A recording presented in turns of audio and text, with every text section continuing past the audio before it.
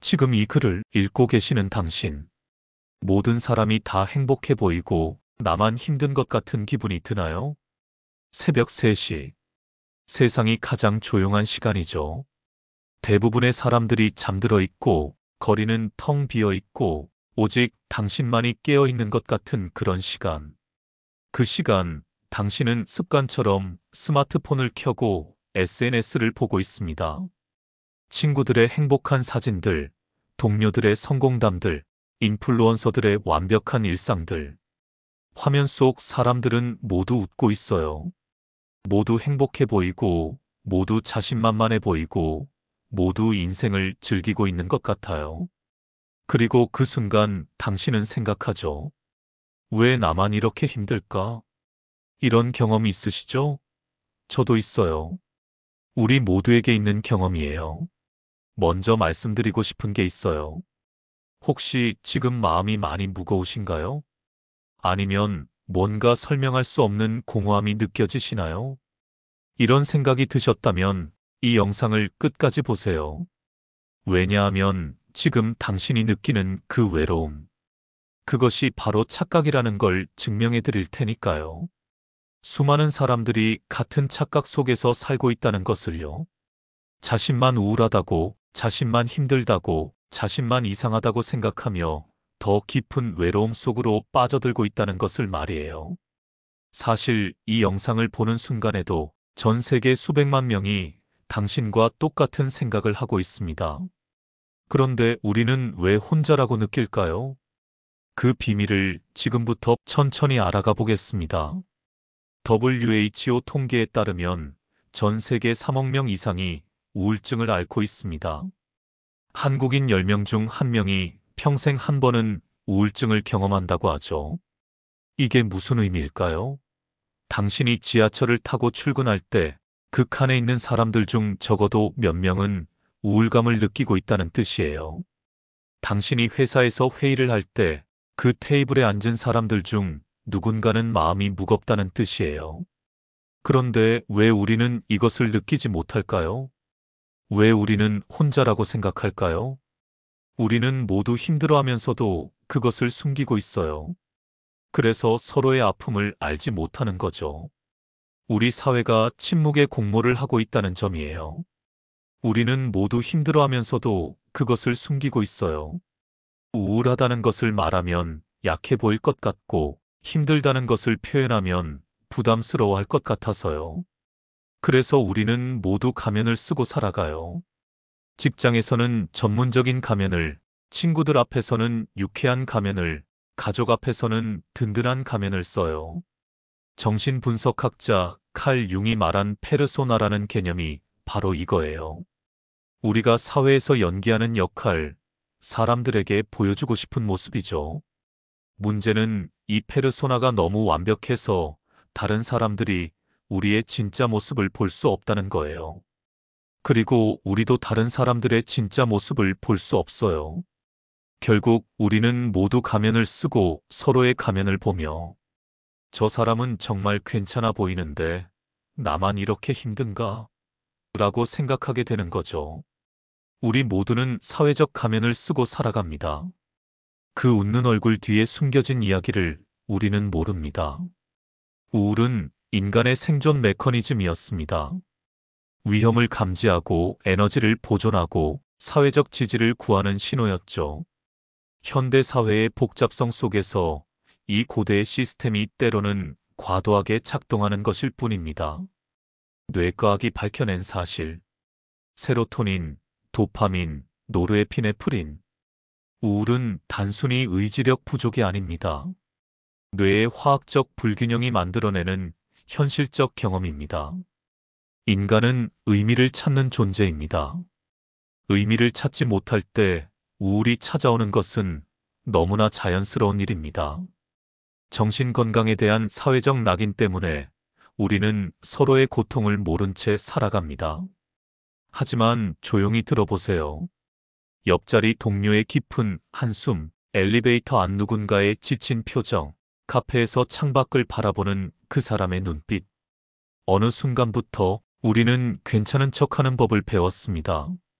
속이 무너져 내려도, 웃는 표정을 짓는 법을 익혔고 마음이 아파도 아프다 말하는 게 왠지 민폐 같고 창피하게 느껴졌죠. 그래서일까요? 사람들은 힘든 티를 잘 내지 않습니다. 조용히 혼자 견딥니다. 그리고 다른 사람들도 자신처럼 조용히 괜찮은 척하며 살아가고 있다는 걸 깜빡 잊어버립니다. 당신이 느끼는 나만 우울한 것 같아라는 감정은 진실이 아닙니다. 그건 세상이 숨기고 있는 고통의 민낯을 당신만 너무 솔직하게 마주하고 있는 것뿐이에요. 우울한 사람들은 종종 더 세밀하게 세상을 관찰합니다. 더 깊이 사랑하고 더 진실하게 느끼죠. 이것을 약함이라고 부를 수 있을까요? 인간은 비교하는 동물입니다. 이것은 우리의 생존 본능이기도 해요. 다른 사람과 비교해서 자신의 위치를 파악하고 위험을 감지하고 더 나은 선택을 하려고 하죠. 하지만 현대 사회에서 이 비교는 우리에게 독이 되고 있어요. 왜냐하면 우리가 비교하는 대상이 현실이 아니라 편집된 현실이기 때문입니다. 생각해 보세요. 인스타그램에 올라온 사진 한 장을 위해 사람들은 몇십 장의 사진을 찍어요. 그 중에서 가장 예쁘게 나온 사진을 골라서 필터를 씌우고 보정을 하고 완벽한 순간만을 올리죠. 페이스북에 올라온 성공담도 마찬가지예요. 그 성공 뒤에 숨겨진 실패들, 좌절들, 힘들었던 순간들은 보이지 않아요. 오직 결과만, 그것도 가장 좋은 결과만 보이죠. 다른 사람의 가장 좋은 순간과 자신의 가장 평범하거나 힘든 순간을 비교하고 있는 거죠. 이게 공정한 비교일까요? 당연히 아니에요. 우울은 때로 우리를 더 깊은 이해로 이끕니다. 어떤 사람은 사랑이 끝나고 나서 우울을 마주합니다. 어떤 사람은 삶의 무게에 눌려 숨 쉬는 것도 힘들어지죠. 누구는 직장에서의 외면으로, 누구는 가족 안에서의 고립감으로, 또 다른 누구는 스스로에게 실망하면서 조용히 무너져가고 있습니다. 그들은 당신처럼 말하지 않을 뿐, 지금 이 순간에도 당신과 똑같은 마음으로 하루를 버티고 있어요. 이 세상에 지금 이 순간 당신처럼 우울한 사람은 정말 많습니다. 당신은 자주 이 기분은 언제 끝나지? 왜 나는 아무 이유 없이 이렇게 힘들지? 라는 생각을 반복하며 스스로를 괴롭혔을지도 모릅니다. 하지만 감정은 바람처럼 스쳐 지나가는 것입니다. 지금의 우울함도 언젠가는 물러날 것입니다. 그것이 내일일 수도 있고 다음 달일 수도 있습니다. 중요한 건 왜 아직 나는 우울한가를 묻는 것이 아니라 그 우울함 속에서도 나는 오늘 하루를 살아냈다는 사실을 인정해 주는 것입니다. 하루 종일 이유 없이 우울할 때 억지로 웃지 않아도 됩니다. 당신은 무너지지 않고 그저 숨만 쉬고 있어도 충분히 잘하고 있는 겁니다. 사람들은 말합니다. 나는 그래도 저 사람보다는 괜찮아. 혹은 저 사람도 잘 버티는데 나는 왜 이 모양이지. 하지만 감정에는 우열이 없습니다. 누구는 큰 사고를 겪고도 멀쩡해 보이고 누구는 사소한 일에도 쉽게 무너집니다. 당신이 어떤 일로 무너졌든 그건 충분히 아플 수 있는 일이고 그건 당신만의 속도와 방식으로 회복해도 괜찮은 감정입니다. 남들과 비교하지 마세요. 당신의 슬픔은 그 자체로 충분히 받아들여져야 할 감정입니다. 최근 들어 유명인들이 자신의 정신건강 문제를 공개하는 경우가 늘어나고 있어요. 연예인, 운동선수, 기업인 등이 우울증, 불안장애, 공황장애 등을 겪었다고 고백하고 있어요. 이런 고백들이 중요한 이유는 완벽해 보이는 사람들도 우리와 같은 감정을 느낀다는 것을 보여주기 때문이에요. 성공한 사람들, 부유한 사람들, 유명한 사람들도 우울감을 느끼고 불안해하고 때로는 절망한다는 것을 알 수 있어요. 이것이 우리에게 주는 메시지는 무엇일까요? 우울은 개인의 실패나 부족함 때문이 아니라 인간이라는 조건 자체에서 오는 것이라는 뜻이에요. 우울한 사람들을 관찰해 보면 흥미로운 특징을 발견할 수 있어요. 그들은 종종 다른 사람들보다 더 세밀하게 세상을 관찰해요. 더 깊이 느끼고 더 진실하게 반응하죠. 이런 사람들은 자극에 더 민감하게 반응하고 감정을 더 깊이 경험하고 환경의 변화를 더 예민하게 감지해요. 이것을 약함이라고 볼 수 있을까요? 오히려 이것은 하나의 재능이에요. 예술가, 작가, 치료사, 상담사 등 감수성이 중요한 직업에 종사하는 사람들 중에는 이런 특성을 가진 사람들이 많아요. 우울한 사람들은 또한 더 깊이 사랑할 수 있어요. 다른 사람의 아픔을 자신의 아픔으로 느끼고 세상의 불의에 마음 아파하고 사소한 것에도 감동할 수 있어요. 이런 특성들을 병이라고 부르기보다는 다른 방식으로 세상을 경험하는 것이라고 보는 것이 어떨까요? 심리학자는 이런 말을 했죠. 인간에게서 모든 것을 빼앗아갈 수 있지만 단 한 가지는 빼앗을 수 없다. 그것은 주어진 환경에서 자신의 태도를 선택할 수 있는 인간의 마지막 자유이다. 이 말은 우울 상황에서도 적용될 수 있어요. 우울감 자체는 우리가 선택할 수 없을지도 모르지만 그 우울감에 대한 우리의 태도는 선택할 수 있다는 뜻이에요. 많은 사람들이 우울의 경험을 통해 더 깊은 자기 이해를 얻어요. 자신이 진정으로 원하는 것이 무엇인지, 자신에게 정말 중요한 것이 무엇인지 깨닫게 되죠. 또한 우울의 경험은 다른 사람들에 대한 공감 능력을 키워줘요. 자신이 아픔을 겪어봤기 때문에 다른 사람의 아픔을 더 잘 이해할 수 있게 되는 거죠. 흥미롭게도 창의성과 우울 사이에는 상관관계가 있다는 연구 결과들이 있어요. 우울한 사람들은 종종 더 창의적인 사고를 하고 더 독창적인 아이디어를 내놓아요. 이것이 왜 그럴까요? 우울한 상태에서는 평상시와 다른 방식으로 생각하게 되어요. 일반적인 사고 패턴에서 벗어나 새로운 관점으로 세상을 보게 되죠. 또한 우울한 사람들은 내면의 세계를 더 깊이 탐구하게 되어요. 자신의 감정, 생각, 경험을 더 자세히 들여다보게 되고 이 과정에서 새로운 통찰을 얻게 되죠. 많은 예술가, 작가, 철학자들이 우울의 경험을 통해 위대한 작품을 만들어낸 것도 이런 이유예요. 그들의 아픔이 인류의 문화적 자산이 된 거죠. 불교에서는 고통을 성장의 기회로 봐요. 붓다도 고통에서 출발해서 깨달음을 얻었죠. 고통을 인정하고 받아들이는 것이 깨달음으로 가는 첫 번째 단계라는 뜻이에요. 소크라테스도 나는 내가 아무것도 모른다는 것을 안다라고 했어요. 자신의 무지를 인정하는 것이 지혜의 시작이라는 뜻이죠. 마찬가지로 우울을 인정하고 받아들이는 것이 치유의 첫 번째 단계가 될 수 있어요. 나는 지금 우울하다.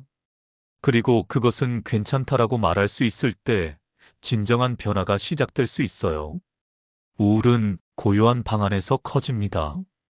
혼자 있는 시간이 길어질수록 머릿속의 생각들이 소리 없이 비명을 지르기 시작합니다. 그러니 제발 너무 오래 혼자 있으려 하지 마세요. 누군가의 말 한마디, 짧은 산책, 따뜻한 햇살 한 줄기라도 당신을 조금 더 괜찮게 만들어줄 수 있습니다. 힘들 때일수록 다른 사람과 연결되어 있어야 합니다. 꼭 대단한 위로가 아니어도 됩니다. 조용히 옆에 있어주는 사람, 당신의 이야기를 묵묵히 들어주는 사람, 그 한 사람이 당신을 우울의 구렁텅이에서 꺼내줄지도 모릅니다. 자신의 이야기를 누군가와 나누어 보세요. 신뢰할 수 있는 사람과 대화하거나 전문가의 도움을 받는 것도 좋습니다. 언어는 생각을 정리하고 감정을 객관화하는 도구입니다. 작은 연결의 실천, 하루 한 명에게 안부를 묻기, 온라인 커뮤니티에서 경험 공유하기, 봉사활동으로 타인의 아픔 돌보기, 정신건강 관련 도서나 영상 찾아보기. 치료는 나약함이 아닙니다. 마라톤 선수도 코치가 필요하듯 마음의 건강도 전문가의 도움이 필요할 수 있습니다. 우리는 이야기를 통해 자신의 경험을 정리하고 의미를 찾고 다른 사람들과 연결되어요. 자신의 우울 경험을 이야기로 만들어 보세요. 언제 시작되었는지, 어떤 상황에서 더 심해지는지, 어떤 순간에 조금 나아지는지. 이야기를 만드는 과정에서 우리는 자신의 경험을 객관화할 수 있어요. 감정에 휩싸여 있을 때는 보이지 않던 패턴들이 보이기 시작하죠. 혼자 머릿속으로만 맴돌던 생각들이 말로 표현되는 순간, 그것들은 다른 의미를 갖게 되어요. 일기를 쓰는 것도 좋은 방법이에요. 매일 자신의 감정과 생각을 글로 적어 보세요. 처음에는 어색할 수 있지만 시간이 지나면서 자신의 내면을 더 잘 이해할 수 있게 될 거예요. 큰 변화는 작은 실천에서 시작되어요. 우울에서 벗어나기 위해서도 거창한 계획보다는 작은 실천들이 더 효과적이에요. 하루 한 명에게 안부 묻기. 매일 한 명씩 주변 사람들에게 안부를 물어보세요. 문자나 전화로 간단하게 안녕하세요. 잘 지내시나요? 라고 말하는 것만으로도 연결감을 느낄 수 있어요. 온라인 커뮤니티 참여하기. 우울증 관련 온라인 커뮤니티에 가입해서 자신의 경험을 나누어 보세요. 익명이기 때문에 더 솔직하게 이야기할 수 있고 비슷한 경험을 한 사람들과 공감대를 형성할 수 있어요. 봉사활동 참여하기. 역설적으로 들릴 수 있지만 자신보다 더 어려운 상황에 있는 사람들을 도우면서 자신의 우울감이 완화되는 경우가 많아요. 다른 사람을 돕는 행위 자체가 우리에게 의무감을 주고 연결감을 느끼게 해줘요. 정신건강 관련 콘텐츠 찾아보기. 책, 영상, 팟캐스트 등을 통해 정신건강에 대한 정보를 찾아보세요. 전문가들의 조언을 들으면서 자신의 상황을 더 잘 이해할 수 있고 혼자가 아니라는 느낌을 받을 수 있어요. 이것은 나약함이 아니라 현명함이에요. 마라톤 선수도 코치가 필요하고 음악가도 선생님이 필요하듯이 마음의 건강도 전문가의 도움이 필요할 수 있어요. 상담사나 치료사는 당신의 이야기를 판단하지 않고 들어줄 수 있는 사람들이에요.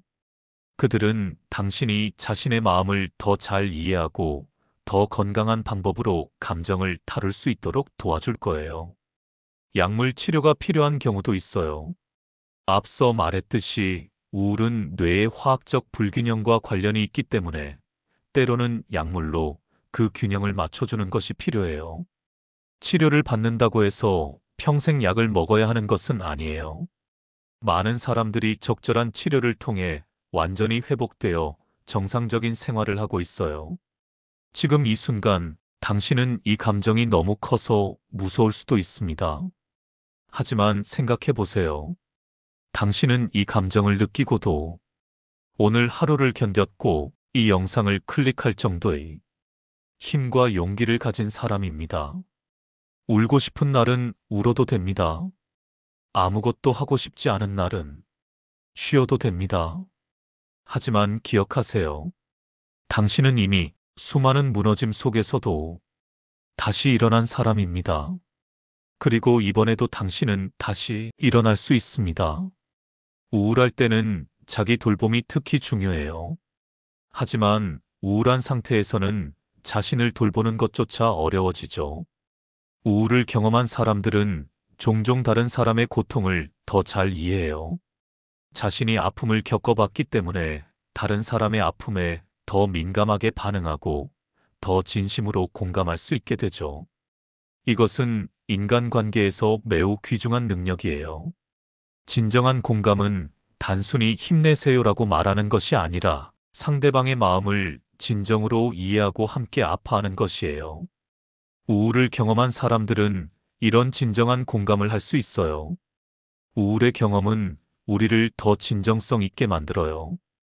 가면을 벗고 진짜 자신을 마주하게 되고 허상보다는 진실을 추구하게 되죠.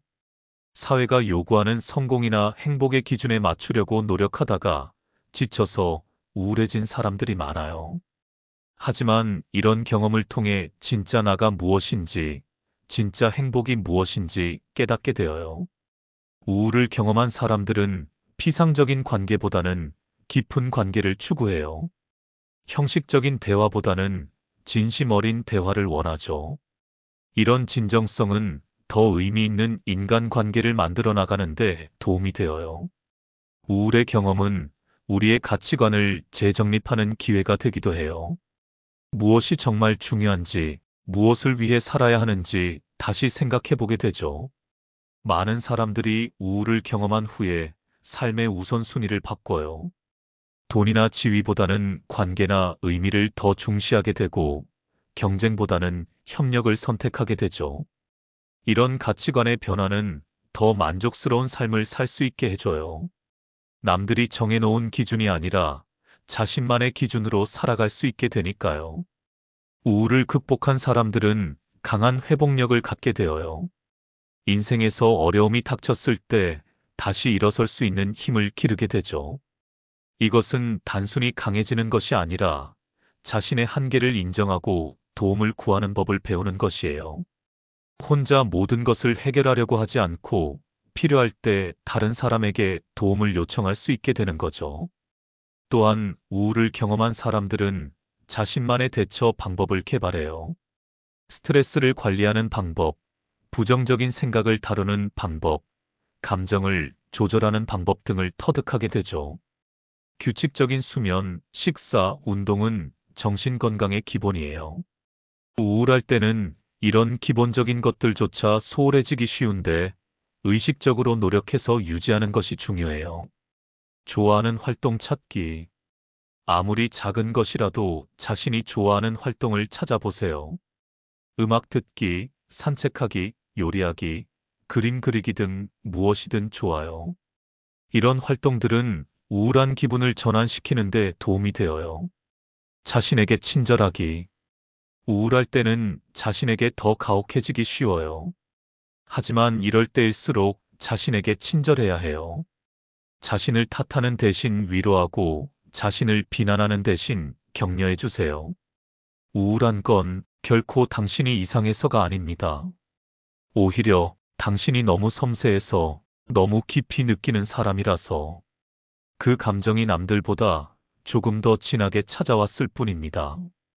그러니 자신을 부끄러워하지 마세요. 숨기려 애쓰지 않아도 됩니다. 당신은 그 자체로 괜찮은 사람입니다. 지금 이 순간 아무것도 하지 않아도 존재만으로 충분히 소중한 사람입니다. 세상에서 나만 우울한 것 같다는 착각을 버리세요. 지금 이 순간에도 당신은 혼자가 아닙니다. 나만 우울하다는 착각을 버리고 우리는 함께 치유해 나간다는 새로운 이야기를 써보세요. 어둠 속에서도 별은 빛납니다. 당신의 우울도 누군가에게는 위로가 되고 연결의 다리가 될 수 있습니다.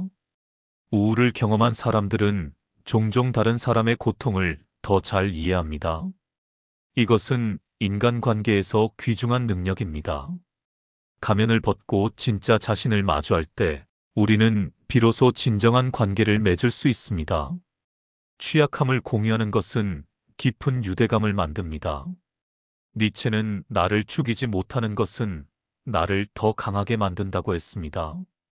우울의 경험은 삶의 의미를 다시 묻게 하고 더 견고한 가치관을 세우게 합니다. 지금 이 영상을 보고 있는 당신, 혹시 댓글에 나도 그래라고 적어보실 용기가 있나요? 작은 연결에서 큰 치유가 시작됩니다. 우울은 개인의 문제가 아니라 인간의 조건이다. 그리고 함께 나누면 견딜 수 있는 것이다. 우울을 경험하고 있는 모든 분들에게 전하고 싶은 메시지가 있어요. 당신은 혼자가 아니라는 것입니다. 지금 이 순간에도 전 세계 수많은 사람들이 당신과 비슷한 경험을 하고 있어요. 그들 중 많은 사람들이 우울을 극복하고 더 의미 있는 삶을 살아가고 있어요. 당신도 할 수 있어요. 시간이 걸릴 수 있고 도움이 필요할 수도 있지만 분명히 나아질 수 있어요. 이 영상이 도움이 되었다면 구독과 좋아요, 그리고 누군가와 공유해 주세요. 작은 관심이 누군가의 하루를 바꿀 수 있습니다. 별책룸이었습니다.